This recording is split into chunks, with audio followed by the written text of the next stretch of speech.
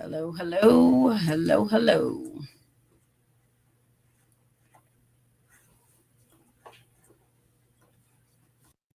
Hello, hello. All right, there we go. So, my name is LaKeesha Hines. I'm joined by my husband, Willie Hines. You're watching the Firestarter Show. We do apologize for a little technical difficulties we were experiencing, but tonight we are talking about what did you say? Well, first I want to introduce myself. But yes, I am Willie Hines, the husband of LaKeesha Hines. And as stated, previously stated, I'm here every fourth Thursday to discuss special needs parenting. What are some tools and tips to try to navigate this thing? I will say we are overcoming some sickness on my end. So I know both of us, you come into the marriage, or sometimes people say 50-50 or 100-100. Right now, I'm running on about 48% right this minute. So my boo thing is taking up the slack for me as it is today. It's all good. Thank you so much for watching. Please don't forget to like, share, and subscribe. Share with your friends, neighbors, colleagues, loved ones, everybody you know. Share, share, share. So again, tonight we're talking about renovation. Renovation. It is renovation time, people. Renovation time. And so, what was most important for us is that we define what renovate actually means because, you may have a different definition. Everybody may have their own definition of what it means, but the definition we're using tonight is to restore something old, especially like a building, to a good state of repair. We want to restore to a good state of repair. So with that, we are talking about our relationships, our special needs parenting aspect of renovating and restoration, Mm-hmm. because we need to and have to do that sometimes daily. Mm-hmm. Yes. Sometimes daily. Absolutely. Absolutely. And, when you talk about restoring something to a good state of repair, basically, it to me in my mind means that it was in a good condition. And at some point, it wasn't in a good condition anymore. So now we want to restore it back to a good state.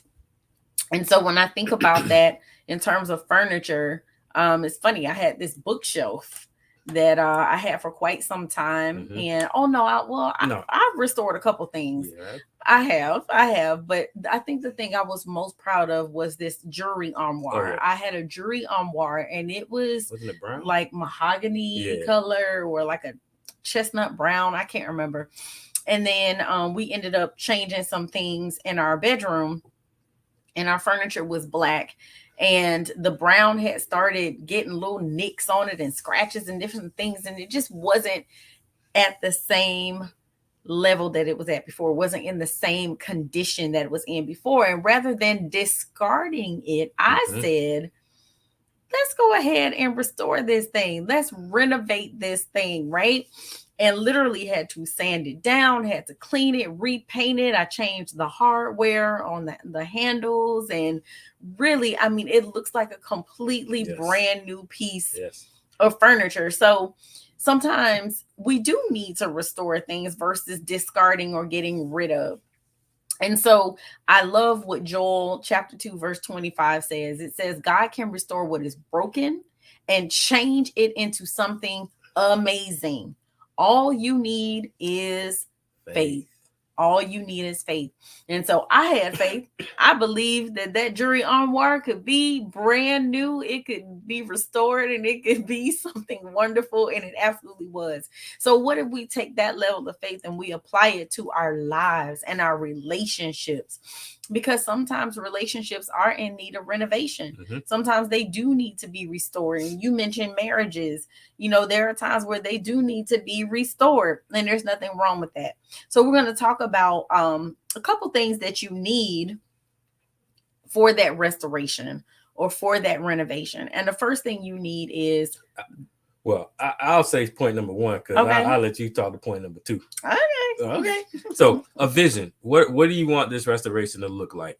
As any furniture or anything, you have an end goal in place, and you start purchasing, doing whatever you need to do to break those things down to the granular form. As LaKeesha stated, she had to sand some things down and get it correct for restoration, Mm-hmm. so that the item can look, amazing, exuberant at the end. So having a vision, a collective vision of what you Mm. want our restoration to look like. Mm. It can be in many areas. It can start in one area that ultimately impact the entire relationship. So the Mm. number one thing is having a vision of what you want the end goal to be for that relationship.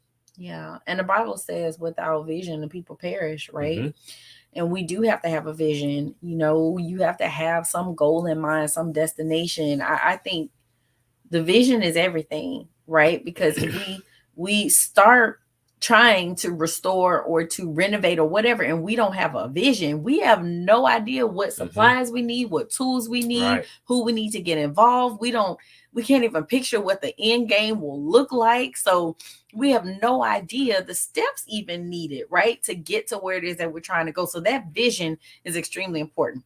All right, so the second thing that you dropped in my lap was patience. And I'm not really sure why you dropped patience You're just so on me. I don't know what you're trying to say. you're just so great at eloquently pushing how or pointing out how you've been tested and how you have grown and restored, your patience with Yeah. me and with life. Yeah, it's so funny too because for many years I prayed for patience because I think naturally I'm an impatient person and I think naturally you are a patient person. And so for me, for years and years I prayed and I asked God for patience, and it seemed like he never did it. Like it seemed like he never gave it to me. Like my expectation was to wake up one day and just be more patient. And that's not how it works. What kept happening was God kept putting me in situations where I had to exercise patience because it's a muscle. And if you don't work that muscle, then you will never build it up and you will never get that patience. But I literally thought God was going to just pop the top off and pour it in and it would just be there, right? But it doesn't work. It didn't happen. It didn't happen. So as I continued to be in situations where I had to exercise patience, then I realized that, you know what? Wow, okay. I just looked up one day and said, man, the old me probably really would have not been so patient in this situation. But the new creation, the new man is a new woman is way more patient. And we need that patience because if we're going to restore something, it will take time. Yeah. And I think about how long it took me, just sticking with that piece of furniture, my jewelry Oh armoire that I man. was talking about. Think about how long it took me, and I had to do it in stages and phases. Had to clean it. That was one phase. Sanding was another. Painting, waiting for the painting to dry. And I had to pull out the drawers individually and wait for those to dry before I could put the hardware. And then it was steps to it, right? Mm-hmm. So we do have to be patient as it pertains to trying to restore something. And the next point is perseverance, and I also add the word Mm, commitment to mm, that. Commitment and that perseverance is, continue to work on that vision and that establishing that patience when the initial feeling is gone. Continue to mm, work that muscle, work those things out even when the initial feeling is gone. So just like working the muscle in the in the gym, we all beginning of the year talk about, oh, I want to get in the gym, I want to do this and do that and do this. A lot of us, I won't say most of us, go for a couple weeks, then we're back to our old our old habits. So this marriage, being that it's a responsibility for till death do us part, is going to require perseverance and commitment. As mm, LaKeesha stated with the armoire, she had to do it in stages. She wanted the microwave feeling as, man, I do this and we're done, mm. and it looks amazing. But it took a lot of time. It took perseverance. It took learning. It took everything, but perseverance to keep going, stamina to keep going, commitment to keep going. Yeah. And this marriage is critical for yourself, for your spouse, and for your child, Mhm. because we ask that of our children. We ask that. We see a vision for them. We get services, therapies, and things of that nature, and we continue to want them to work. We need to input and have some introspect and put those things in our marriage and our commitment to our spouses as well. Yeah, I think perseverance also for me, when I think about our son and how long it takes him to learn a new skill or to learn a new sign. I mean, his first sign, it took us a couple years Years. before he got that first sign. And so we had to persevere and we had to be committed to the process of him communicating. And, you know, he has added on several more signs since then. But had we not persevered, we could have just thrown in the towel and then he would have no language, no communication, no words whatsoever. And it's not easy. And it is not. For our It is children not. or our spouses. No, it's not. No, it's not. Or us individually, because Correct. perhaps you want to restore self individually that has nothing to do with someone else. Yep. And it is a process and you do have to persevere because there will be days where you don't feel like doing the work. You know, you don't want to stay committed to the process, but it's necessary. It's necessary. All right. So the next one is follow through. Oh my gosh, I cannot begin to express how important the follow through is. It's one thing to have an idea, and it's one thing to have a vision. But if you don't follow through, you will never get to where it is that you're trying to go, because it requires that coming up with a vision, creating action steps, and completing each one of those steps to get to the end goal of whatever it is that you're wanting to restore, be it individually, collectively, or for your child. And I will say, special needs parents are expected to be the queens and kings of follow through. Yeah. Because we get notices at home, we get paperwork that we have to sign, we have referrals to different doctors and specialists and therapists, and we're expected to follow through. We're expected to follow through on these appointments that are being set. We're expected to follow through on when we have an IEP meeting and there are certain things that we're supposed to work on at home. We're expected to follow through. So we're constantly being asked to follow through. And it does get exhausting. Yeah. The benefit of following through is it helps establish and retain trust. Mm-hmm. If we have those goals and those visions, and we have individual things that we're going to be working on as a couple, knowing that my partner followed through on her portion and she knows that I followed through on my portion, it helps with a trusting relationship. Absolutely. And eliminates a lot of uncertainty regarding different things that you guys made the decision to do. So follow through is a great thing, but it more importantly establishes and retains trust. That's a really powerful point that you made. And I echo that same sentiment.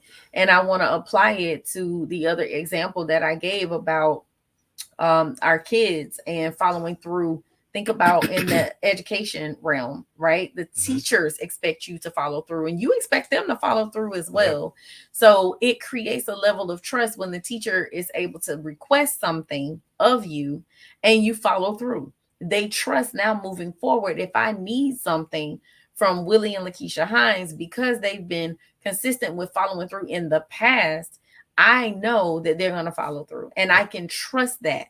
And also, if for some reason something comes up where we can't, we've established a level of trust where they know that if we didn't, something is not right. Something is going on. And then we get grace. And then they give us patience, right? We have earned the right not to follow through for a moment. Yes. I just feel like the next two you need to cover. Okay. And I'll cover the last one. Time and money. Restoring items in your home, restoring and repairing relationships, gonna cost you, or not cost you, but it's gonna require time and investment into in your marriage. The cost, just like with restoring physical items, you have to buy certain things. It's gonna cost. So restoring your relationship, repairing your relationship is gonna be a cost of maybe sometimes it's time, maybe it's sometimes reestablishing priorities where it's going to cost you the things you like to do. I know for me, I'm a sports guy all day, every day. But my relationship is more important than that football game. So did it cost me my football game? Maybe. But I was watching all the games all day on the weekend. Yeah. But my relationship, again, more important. So I may check out that one game. My wife learned me well enough to know, hey, this is Miami Hurricanes. He just won one game. I'll leave him alone.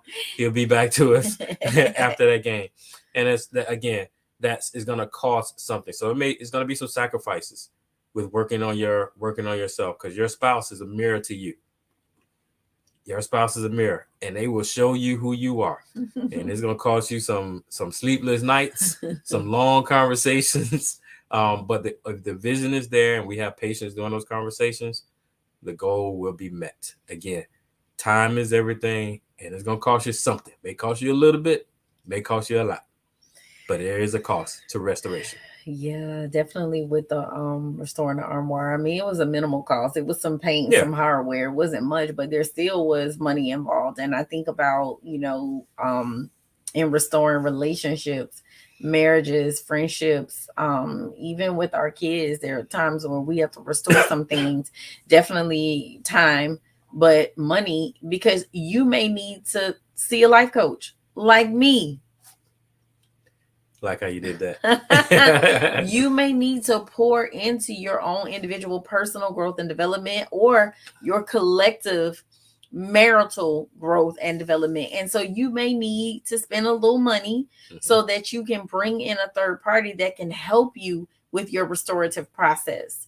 And definitely it will take time. Okay, so the very last one, flexibility. Flexibility. It will require flexibility because, Struggle. oh my gosh, that is a struggle, but like, You're pretty good. I struggle.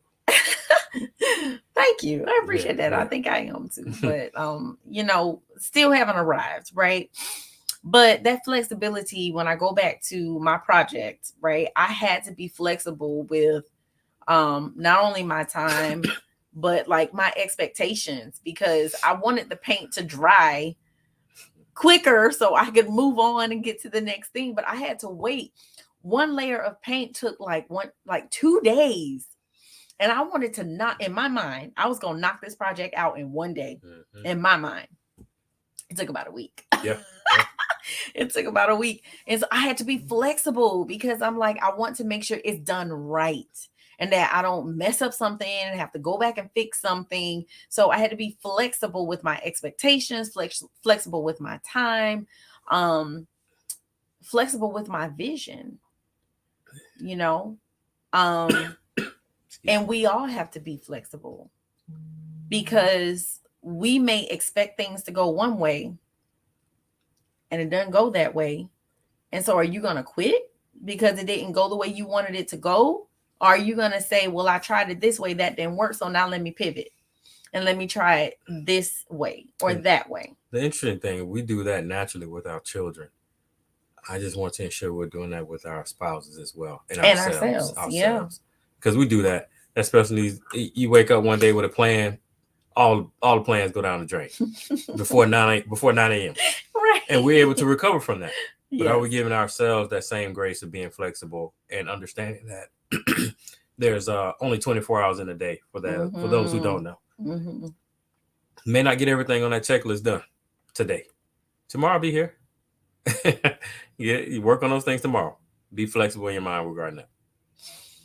So we're going to give you 10 ways that you can actually go about reinvigorating yourself, reinventing, restoring, renovating, whatever word you want to use.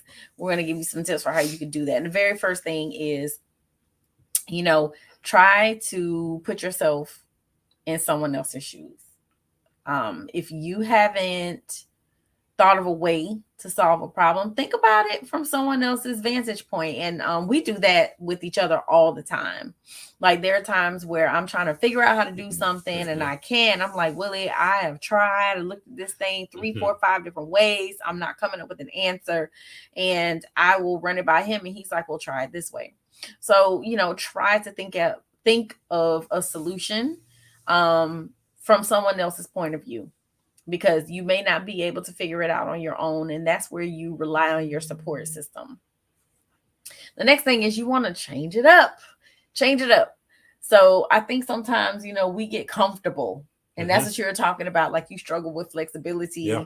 But sometimes when we do the same thing over and over and over again, that we can get stuck. And that comes from just maintaining a routine all the time. Now, I know you're comfortable with predictability. and you like schedules and routines and all of those things. Mm-hmm. But sometimes it can get to a point where you feel like you are literally reading a script instead of living. So Yes. then you need to push yourself outside of your comfort zone. Try something new, switch it up, do something different. We're good at trying new Mm-hmm. restaurants. We're good at changing up how we go about spending time together. Even with Braylon, our son with special needs, like I feel like we push him all the time to do new things, try new things. I just tried something new with him yesterday, just to see how he might like it or if it will work or whatever. So we have to be willing to switch things up. And I'll do this one and then Yeah, you do the you next can one. do that one. So the next one is sometimes you need a new look. And I understand that may sound like too superficial for you, but sometimes we get comfortable in our day to day and just how we move on a regular basis, and we just kind of let ourselves go a little bit. Like we don't think about how we look, which in turn will make us lack confidence, and it'll cause us not to feel good about ourselves, which could impact how you deal with other things in your life. Because if you're not feeling confident, then you won't try new things and you won't have a vision and you won't work to try to change things. So it literally could be just, buying a new pair of jeans or adding color to your hair or trying a new haircut or something. So just something small to switch things up to boost your level of confidence. So next is get feedback from friends, and the key word right there is friends. Yes. Get feedback from friends. Mm-hmm. So everybody has their circle of friends that know a lot of intimate details about ourselves. I also encourage to have friends that don't have children with disabilities as well. Mm-hmm. That way they can come from a perspective of holding you to you, Yeah. and not being defined by I am a mom or dad of a special needs kid. Yes. So have those friends in your circle as well. That way you can get that real, honest, raw feedback from it. We do it with our spouses and create that space where your spouse can be very transparent Mm-hmm. and very comfortable with being honest about the way they receive you. And I say do that again with your friends as well, to ensure that you're able to understand we may have great intentions, but others don't receive you the way that you intended them to do.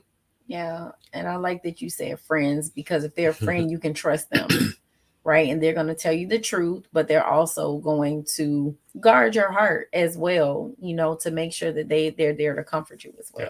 well. Well, You need to do this one yeah, too, yeah. because I want to one last thing on that. We're all comfortable with getting feedback from employers. We need to be comfortable with getting feedback from those that we love as well. Yes. So focus on maximizing the good. I'll be transparent. I used to get in trouble for maximizing the good. Yeah, you did. I mean, in trouble. And it was just, well, maybe they didn't look at it. Maybe they didn't intend to do that. Or finding that silver lining, because every situation has one. And I learned earlier again with patience, it's not going to always go my way. Mm-hmm. It's not going to always go my way. And it's going to be tough sometimes. So focus on maximizing the good, look for the silver lining in things, and then pursue those items. Our natural being is to think negative. If somebody did something or something happened, our natural human being state of mind is to think negative. Yeah. If you're able to make that change in your mind and focus on the positive and not negate what happened, Right. but look at the positives in the situation. More importantly, you may have to spend time reflecting on certain situations that you say, man, this was horrible, but look what had to happen to produce that great thing. So I encourage you to focus on maximizing the good. Awesome. Awesome. Woo. Sometimes you have got to say goodbye. Wow. It's Wow. hard Wow. to say Wow. goodbye. It Yes, is it is. so hard to say goodbye. But if you want to reinvigorate yourself and you want to renovate, and you want to do all of these things, right? Sometimes you have to say goodbye. Sometimes it's negative things that you're doing, like you have some bad habits that you need to lose. Sometimes it's people that you have to say goodbye to because they are bringing you down. To be honest with yourself, and you have got to let them go. And I will say that, you know, you kind of mentioned work and getting feedback from employers. I will say that there are times where, you know, our jobs are stressful. Like every Mm-hmm. job comes with its own level of stress. Mm-hmm. And so you anticipate that, right? But if there's nothing positive, like almost everything is negative about that environment, then you may need to reevaluate and reassess some things. And so yeah, it's okay Mm-hmm. to say goodbye. But you know, we just want to make sure that we don't make those decisions based off of how we feel Yep. in the moment, that Yep. it's well thought out and it's prayed about and seeking God's face, and you make sure that you're still operating in his will. Yep. Ooh. So run towards your goals, literally. And for those that can, it's all about getting out and getting fresh air, Mm, you know. And it's interesting, yeah, LaKeesha and I both dealt with this at different times in our life. We felt that if we couldn't spend 2 hours or hour and a half in the gym, it wasn't worth right. it.